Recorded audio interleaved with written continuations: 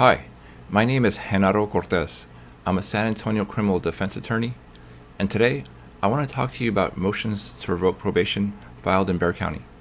I'm going to show you how they work, and I'm going to tell you what you need to know if you have a motion to revoke case pending in Bexar County. At the end of the video, I'm also going to give you some bonus tips on how to handle probation cases and how to get off early. So let's get started. So what is a motion to revoke probation in Texas? A motion to revoke, or an MTR, is how the government asks the judge to end your probation and send you to jail. Here's how it works. When the judge grants you probation, he does it on a condition. The judge will agree not to send you to jail. In return, you agree to follow the rules of probation. The rules, also called conditions, require you often to report to a probation officer, pay fines, complete community service hours, not use drugs, and a bunch of other conditions. If you follow those rules, then when your probation term ends, the judge will close your probation and your case will be over. On the other hand, if you do break the rules, that's when a probation officer will notify the judge that you broke the rules and the MTR process starts. I'm going to put up an infographic to show you the 6 steps of the MTR. So the first part is the violation, right? So the probation officer learns you broke the rules or believes you broke the rules. This can happen when you don't report to a probation officer, or you test positive for drugs or alcohol, or you get arrested for a new crime. What happens then is the probation officer will send that information to the judge and prosecutor, and then the judge will review it and then more than likely issue a warrant for your arrest. Those are steps 2 and 3 in the infographic. After that, you're going to get arrested. You can turn yourself in, or at some point the police will pick you up on the street or at work. But once you get arrested, that's going to be a big point. You'll get a court date after you bond out, or if you can't bond out, you'll get a court date while you're in jail. That court date is usually about 3 weeks to a month from your arrest date. When you go to court, you have options. You have 2 options or 2 conditions. Your defense attorney, the prosecutor will give you a copy of the motion to revoke probation. It'll tell you the conditions or rules you broke, the day you broke them, and how you broke them. You review those conditions or violations, the MTR, with your lawyer, and you have to decide, are they true or not true? That is, did you break the rules or not? If there's strong evidence that you broke the rules, then one option is to plead true, and then ask the judge for leniency, or ask them not to revoke your probation. If you don't agree with them, in other words, if you think you didn't do anything wrong, then you can plead not true, and then the judge hears evidence about the violation and decides whether the violations are true or not true. That's what a motion to revoke probation is in a nutshell. Okay, now I want to talk to you about how to bond out on an MTR in San Antonio. Many people are surprised to learn that you actually can get a bond if the judge issues an arrest warrant for you on an MTR. And here's how that process works. When the judge issues a warrant, the judge is going to do one of 2 things. The judge is either going to set a bond amount in your case, or the judge is going to remand you without bond, RWOB. You don't want to have a warrant issued at all, but if it happens, you'd prefer the judge to set a bond. And that's up to each individual judge. If the judge sets a bond in your case, all you have to do is either hire a bond company, or many lawyers actually do both. They'll represent you and also do post your bond. That's the more traditional process. If the judge remands you without bond, RWOB, then you can hire a lawyer. That's where defense lawyers can help you. We can file a motion to set a bond and talk to the prosecutor and talk to the judge about agreeing to a bond amount. Now, the informal general rule in San Antonio, and this varies from court to court. This is not in the rules of criminal procedure. It's not in case law. It's just an informal practice locally. And the rule is this. On bond amounts for MTR cases, usually the bond amount is double what it was originally. So, for example, if your original bond was $2,500, then your MTR bond will be $5,000. And so that's part of the process. If you're remanded without bond, your attorney will talk to the prosecutor and see if they can agree to a bond amount. And that rule should give you an idea of how much money you'll need so you can bond out your loved one. So that's how you deal with remanded without bond cases. But there's one catch, and this is a local practice. Some judges will not set a bond in your case if you're remanded without bond until you turn yourself in first. Okay, so that's kind of the Some judges will set a bond if you approach them, others won't. And what happens if the judge won't set a bond until you turn yourself in? You have to go down to the courthouse or the jail, and then once you're in jail, then your attorney can file the motion or approach a judge on setting a bond. So that's kind of a drag on it. And this really depends on which judge is handling the case and which court you're in. But those are the process or steps on how to deal with bonds, how to bond out, and how to deal with remanded without bond cases in San Antonio. Okay, now let's talk about what are the most common MTR violations we see in San Antonio. And I'm going to put up an infographic that lists them, not in any particular order, just the most common ones we see. So the first one we talk about is misreporting. You have an appointment and you don't make it. Okay, that'll be a violation. 2, you test positive for drugs, marijuana, cocaine, meth. That's a violation. 3, you get arrested for a new crime. That's one of the bigger ones. If you're on probation for one offense and you get arrested for a new offense. 4, you don't do classes. Sometimes you have to do counseling, and that's you don't do the counseling classes. That'll be a violation. The 5th one is unpaid fees. That one's not as serious, but you still have to try to pay. If you can't afford to pay, that's one thing, but you have to show that you tried to pay. And the 6th one is you don't do any community service hours. Okay, so those are the most common ones. There's a variety of different violations, and it'll depend on your case. Every specific case has different types of conditions, but those are the most common violations we see. And because they're so common, you and your lawyer can talk about options for those types of cases. It'll depend on the judge and the prosecutor, but having these violations does not always mean you're gonna get revoked. A new arrest case, maybe. More likely than not on those violations. Those are the biggest ones. And 2, the misreporting. You've got to report. Okay, and so one of the things you see is people just stop showing up altogether, and then they get arrested a year later too. That causes a lot of different problems for the person, because a judge can only keep you on probation for so long, and if you're a fugitive for a really long time, the judge may not have options to keep you back on probation, even if the judge wants to. So if you have these kind of violations, the best thing you can do is just call a lawyer and then talk to them about how to fix it. That's one of the things I'm going to talk to you about next, about what to do, how to handle these cases. But those are the most common MTR violations I see in San Antonio. All right, so now you've posted your bond, you got your court date. The next step is you go to court. What happens at the MTR hearing? Okay. And here's where the MTR differs in major ways from your original case. When you're originally arrested for a crime, like let's say DWI or assault or simple drug possession, the prosecutor has to prove you broke the law by proof beyond a reasonable doubt. That's usually what you see in movies, right? Like the person had no intent to do this, or they didn't commit a specific fact that makes a crime. MTRs are really different. The MTRs, they have to just prove it by a preponderance of the evidence, more likely than not, more than 50%. And more importantly, the person that decides this is not a jury, it's the judge. And that's what makes these cases really different and more difficult in a lot of ways. Because what the judge is deciding is, the judge is not deciding whether you broke the law originally, in other words, whether you were DWI or if you committed assault. The only issue at the MTR hearing is, did you follow the rules of probation or not? And the judge has to decide that on proof by a preponderance of the evidence. In other words, 50%, not beyond a reasonable doubt. Okay, and so it's a lower burden, and that's one of the biggest differences from the original case. The other difference is MTR cases go a lot quicker than the original case.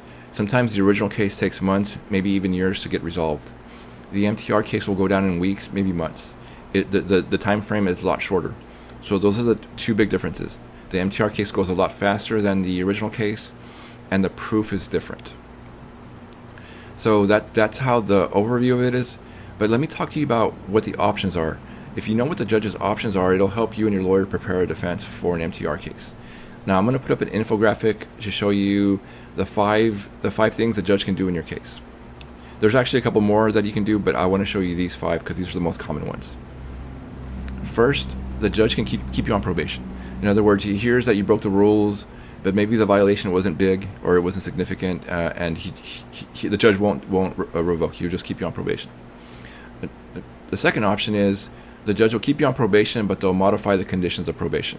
So they'll have you do more classes, more counseling.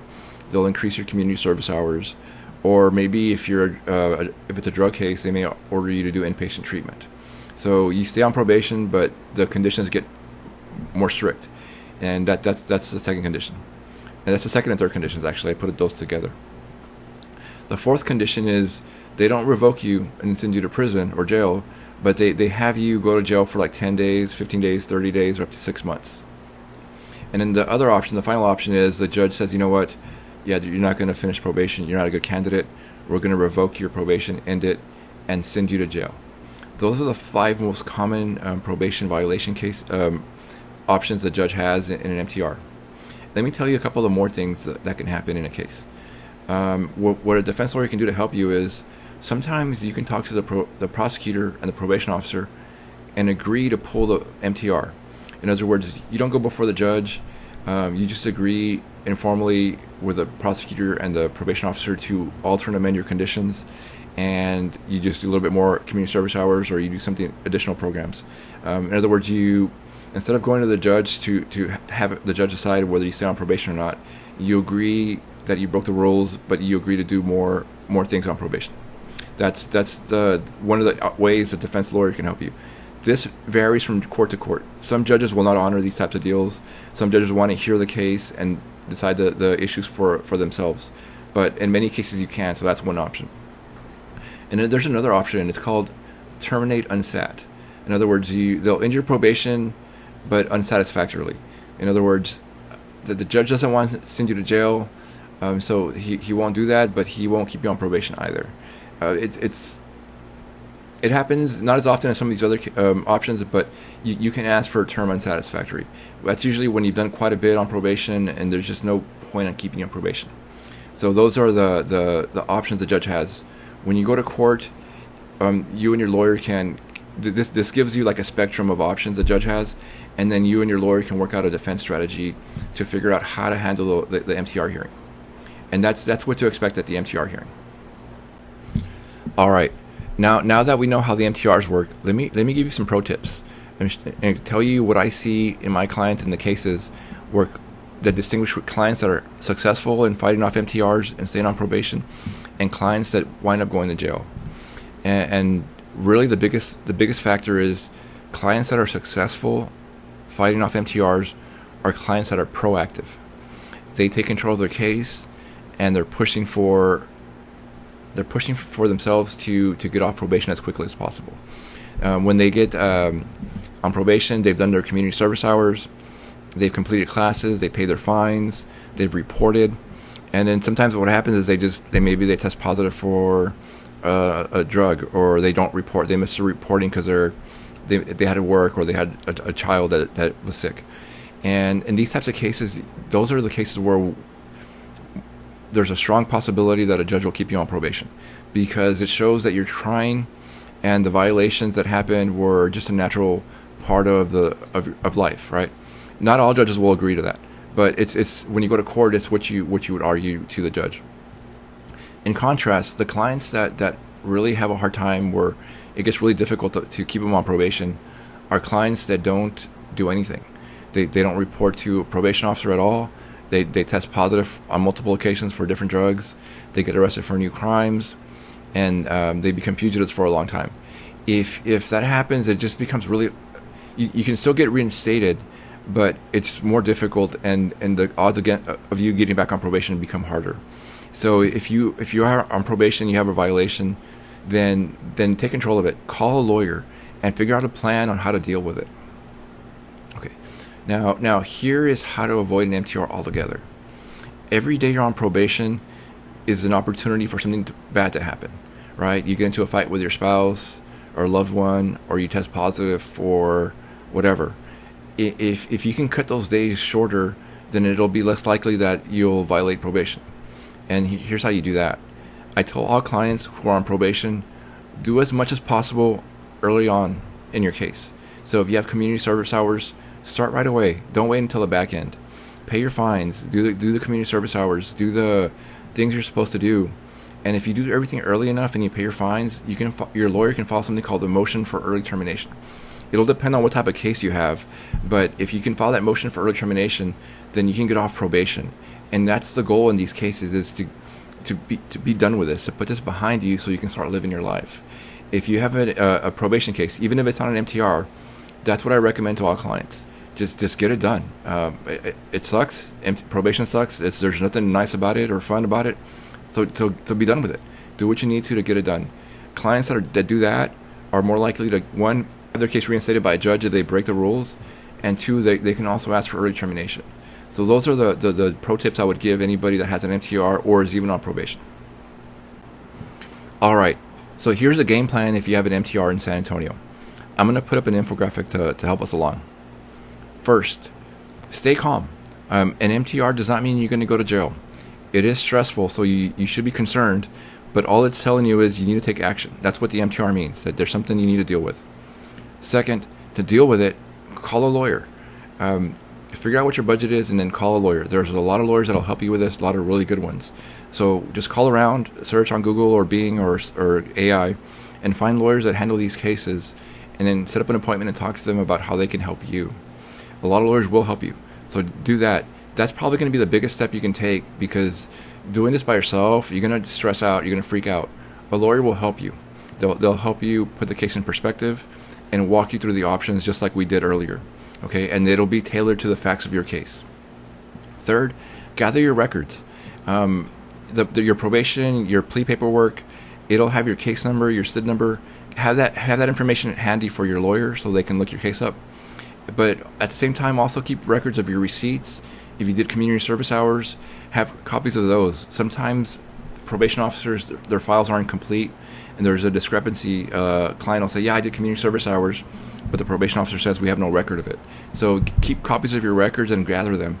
If you may go to jail, then give them to a loved one so your loved one can give them to your attorney. 4, continue compliance. Once you bond out of jail, talk to them about reporting. Right, it's just a step you can take that will help you. Sometimes you won't have enough time, or the probation officer won't return your phone calls, but try. And then 5, show up to court. Right, sometimes people get scared and they're like, I'm going to go to jail, I don't want to go to court. Show up to court. Okay, running only makes it worse.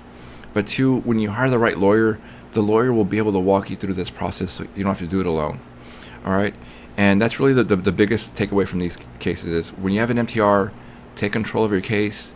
And one of the best ways to do that is just call the lawyer that fits, that is right for you. And hopefully this video is helpful for you. If you have any comments about other ideas or about this video or other topics you want to hear about, drop them in the comment section below, okay? And I'll read them and I'll respond to them. And I'm going to hopefully do more videos on different topics in San Antonio. Thank you for listening, and good luck.